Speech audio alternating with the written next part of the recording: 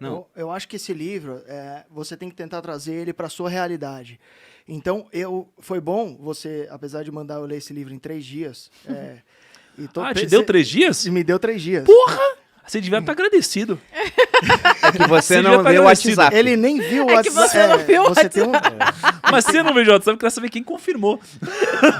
Ô, Lucas. O Lucão, né? Tem que conversar com esse Lucão. E aí, ao reler esse livro, eu percebi como ele foi provavelmente o livro mais importante da minha vida.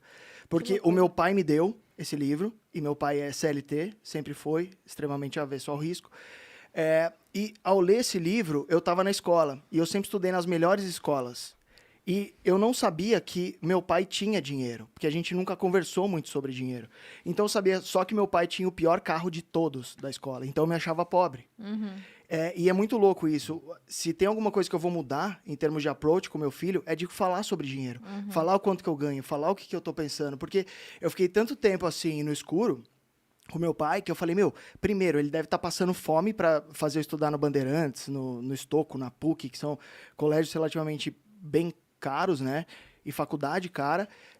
Eu não sabia que ele tinha dinheiro. E isso fez com que eu, antes de ler esse livro, tivesse uma mentalidade de pobre. E ele fala aqui em uma passagem, ele fala, você pode estar pobre, mas se você agir como pobre, você vai ser para sempre pobre.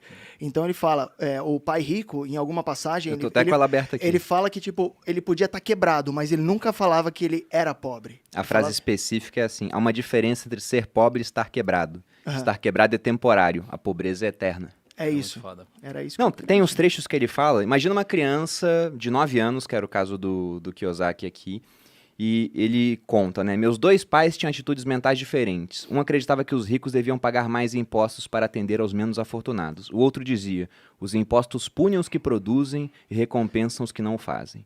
Um dos meus pais recomendava, estude arduamente para poder trabalhar em uma boa empresa. O outro falava, dedique-se aos estudos para conseguir comprar uma boa empresa. Um dizia, não sou rico porque tenho filhos. O outro, tenho que ser rico por causa de vocês, meus filhos. Um incentivava a conversa sobre dinheiro e negócios na hora do jantar. O outro proibia que se falasse no assunto. Cara, Então você vê, louco isso. eram opostos de fato. E esse negócio de ser pai, eu acho que até o Joel, Agora você eu já falei sobre isso com o Joel, é muito louco, cara, porque depois que nasce o catarrento, você fala, mano, eu não tenho opção ser pobre, não tem como. Então, Gasta, né? Cara, ele já nasceu com um déficit ali de uns 50 pau. Já fiz até uma planilha. Sacanagem. Vou cobrar, óbvio, juros compostos. É o milagre dos juros cara, compostos. eu separei aqui o que eu acho a frase mais sensacional dele, que é meio no começo, né, já que você tá nas frases. Pra mim, isso daqui é revolucionário. O cara falar isso, pra mim, é revolucionário. Impacta uma vida, uma geração inteira com essa ideia dele. Ele diz assim, ó, o dinheiro é apenas uma ideia. Se alguém quer mais dinheiro, precisa apenas mudar a sua forma de pensar. Uhum. Então, cara, vê se isso daqui não muda uma geração, cara. Não é um pensamento revolucionário. Porque realmente, o cara que eu mais vejo falar sobre isso é o Perini, talvez de formas diferentes. Porque ele fala, o real já tivemos 10 tentativas de moeda e o real hoje já perdeu quase 85% do valor, não sei o que lá. Ele fala, mas por que o dinheiro vale? Ele vale porque as pessoas confiam nele, acreditam nele.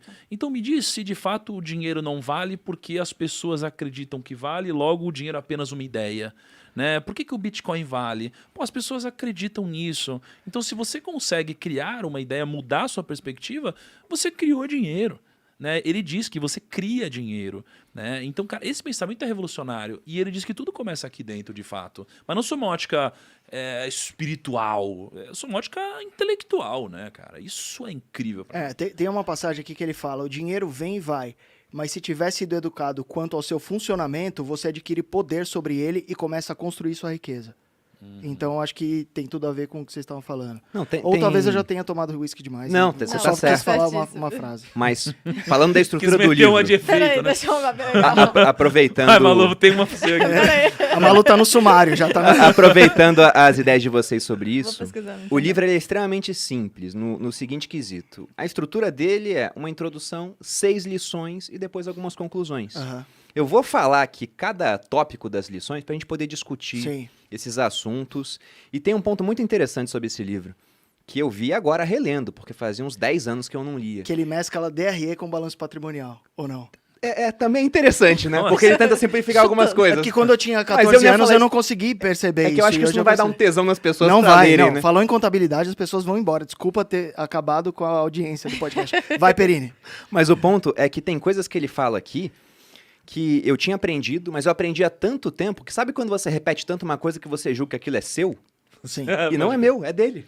Olha que coisa. Eu vou ver agora. Mas sabe que Amor, eu- o que olha- você mais tem são frases dos outros. não, eu inclusive sei- minhas, acreditem eu se sei que quiser, nada é porque meu. É um grande em plagiário. casa eu sou Plágio, genial. plágio. Eu vou Aqui pode desmentir não uma parecer. parada, então. Eu sei que nada é meu.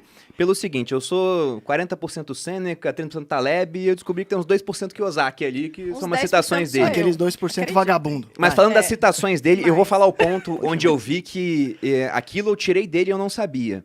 As 6 lições principais do livro são: primeira, os ricos não trabalham por dinheiro. 2, você tem que possibilitar a proficiência financeira, né? Na verdade, aqui a lição 2, ela começa com uma pergunta. Por que possibilitar a proficiência financeira? Ou seja, ter conhecimento financeiro. 3, cuide do seu negócio. E é bem interessante essa parte. 4, a história dos impostos e o poder das sociedades anônimas. E ele conta a história dos impostos, e eu já repeti isso tantas vezes, que eu pensei, eu que fui pesquisar e fui correr atrás, ele conta igualzinho, eu conto. Aham. Igualzinho, só que ele é escreveu mó pa- muito ele é- antes. Não, pô. ele é paga-pau seu, Perini. Cara, Eu já Muito tinha antes. percebido E isso. as duas últimas, né? Os ricos inventam dinheiro, é a lição 5. E a última é meio que uma repetição da lição 1, mas com outra frase. Trabalhe para aprender, não por dinheiro. Não, cara, aqui o que eu ia falar é o seguinte. Pô, eu passei anos falando assim, igual que o Saki sempre diz, corrida dos ratos, fuge da corrida dos ratos, né? Cara, do que eu saque isso, não é?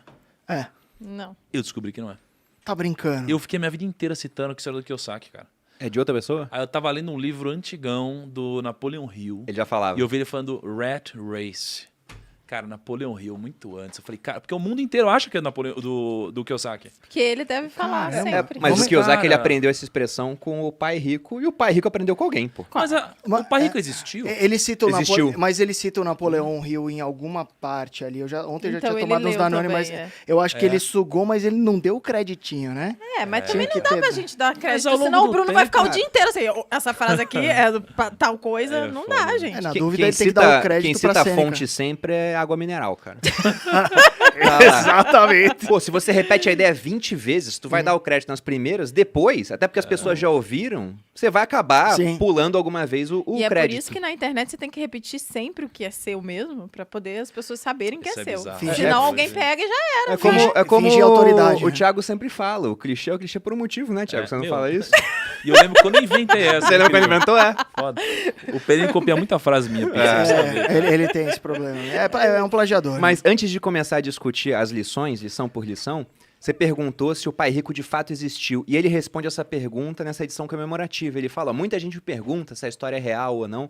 E ele gravou um podcast com o filho do pai rico, que era o amigo dele, o É um Mike. amigo. O Mike. Aham. Que hoje é riquíssimo também, conseguiu ampliar o império do pai. Então, de fato, essa pessoa existiu. Ele não coloca o nome inteiro dele aqui, pelo menos eu não vi. Porque deve ser muito rico e aí ele tá preservando. Pois é, a mas de identidade. fato existiu. Eu duvido muito que os diálogos aqui, poxa, Tenham sido entre assim. crianças não de dá. 9 anos tenham sido daquele jeito. E lembrar nesse nível de detalhe, não. Ele deu uma Exatamente. inventada, mas a Mas, gente cara, faz só. isso. Sabe o que Ah, eu um acho pouco que fez de esse livro ficção tão. é bom também. Exato. Sabe o que eu acho que fez esse livro tão extraordinário? Acho que as mensagens que esse livro carrega são muito poderosas, mas eu acho que o que fez ele extraordinário foi ele aliar os conceitos extraordinários, que acho que não tem nada de novo, porque muitos livros carregam isso, com o storytelling. É.